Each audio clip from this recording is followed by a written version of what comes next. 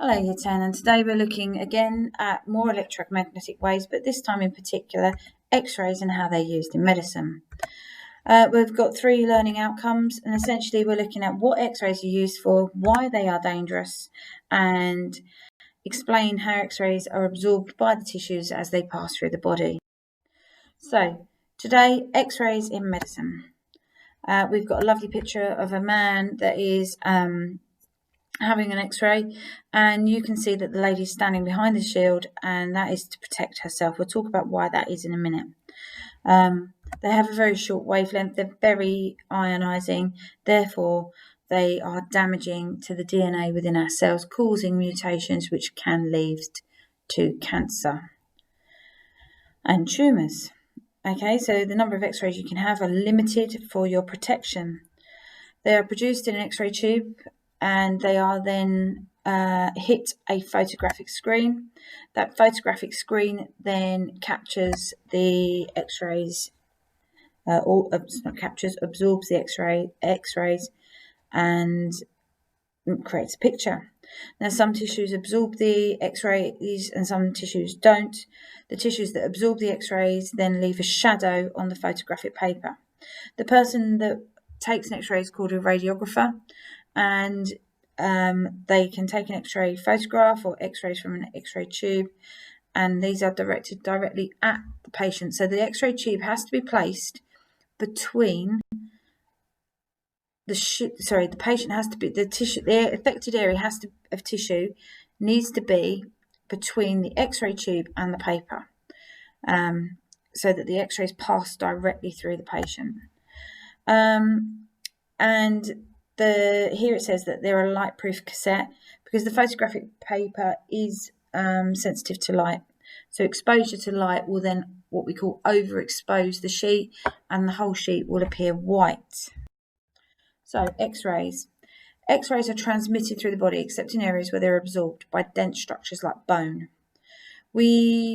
Bones, teeth, okay, any of you that have had an X-ray of your chest and you wear a bra, you'll be always asked to take your bra off because you can see the wires in your bra.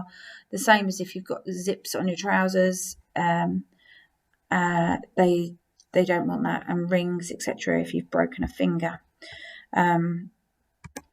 So the bones absorb, so they stop the X-rays from passing through, and so the film stays white where the bones are. Fractures show up as dark areas in the image, a bit like a crack in a plate. Just might be worth mentioning here that we also use X-rays in industry. We can X-ray structures to see where there are breaks in metal, okay, as well.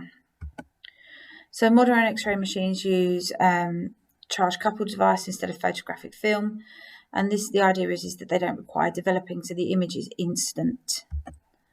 The images are formed electronically, and then they can be emailed to your doctor or the person back in A&E so that they can see the image. You used to have your X-ray, then you used to have to be developed by somebody in the X-ray department. You would then walk around with a physical photo of your X-ray back to the doctor.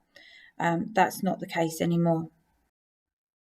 So here we've got some X-rays that have been taken. You can see here that the person's swallowing. It isn't an X-ray, that is a barium meal,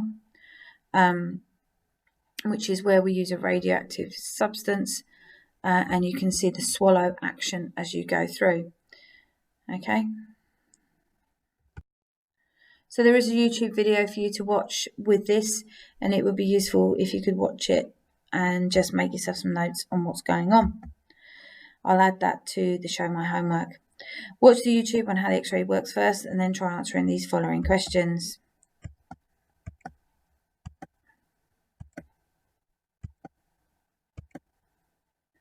Okay, and there are your answers.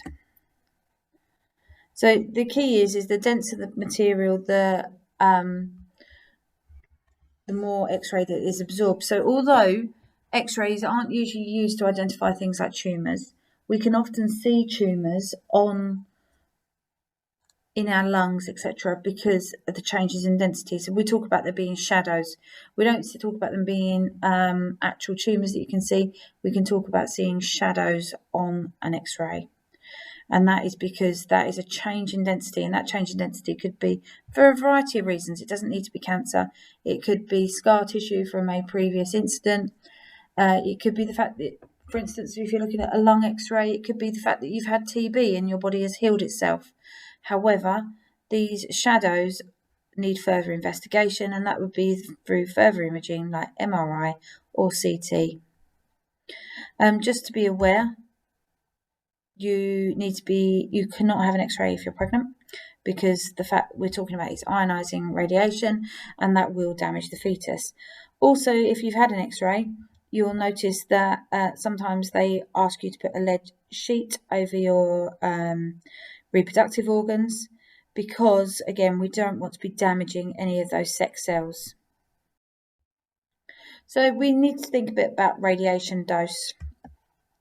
So X-rays and gamma rays are substances that all ionize them, and we have to limit the amount of X-rays that you have. There are 3 types of radiation from these radioactive substances. The gamma radiation is one of these 3 types. The other 2 types are called alpha and beta radiation. The radiation dose received by a person is a measure of the damage done to their body by the ionizing radiation.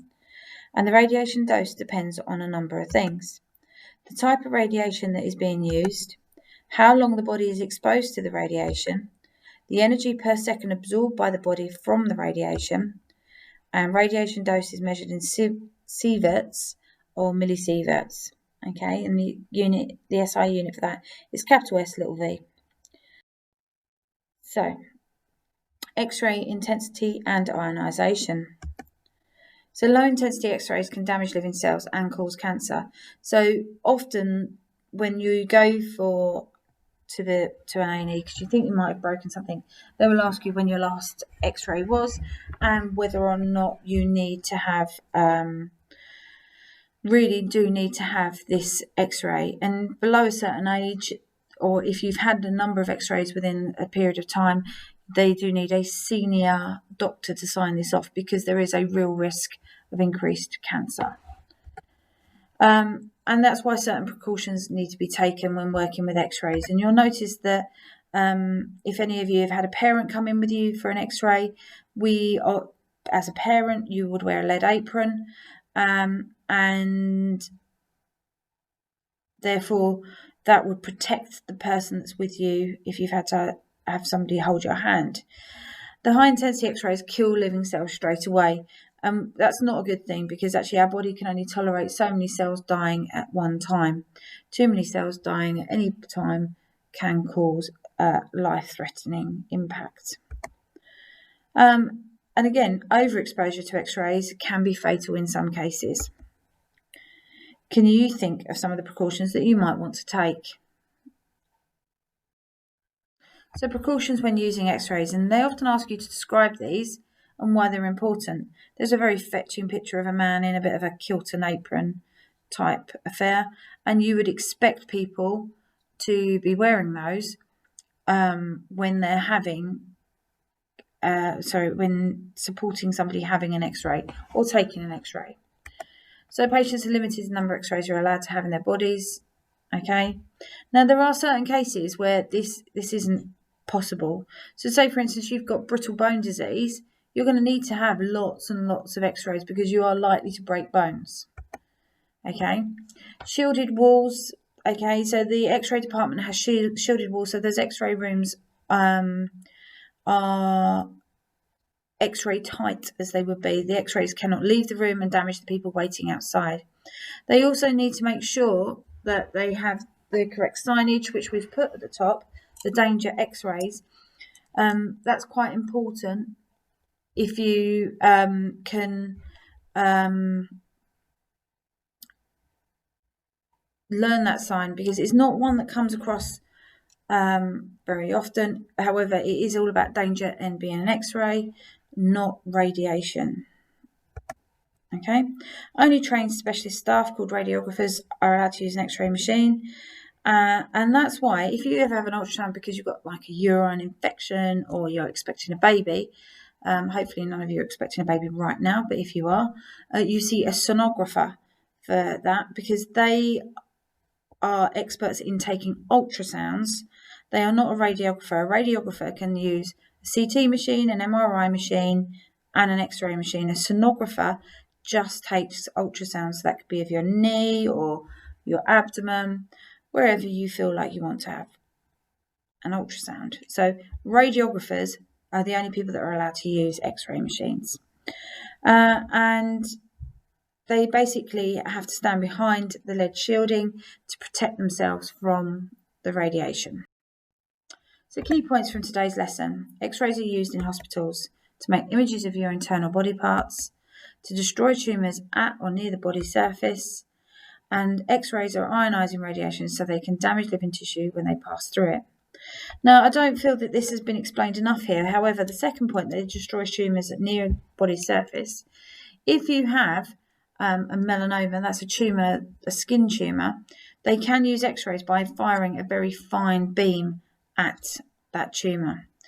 Okay, and that basically just kills the cells in that point. And they often, if they can clamp that tissue so that it's only that part of the tissue that is exposed and the rest of it can be covered by lead, then it is a really positive treatment. However, it's a fine balance, and if the X-ray has to pass through lots of other tissue to get to that tumour or that cancer, then unfortunately it's not very successful. X-rays are absorbed by bones and teeth more than they are by soft tissues. Okay,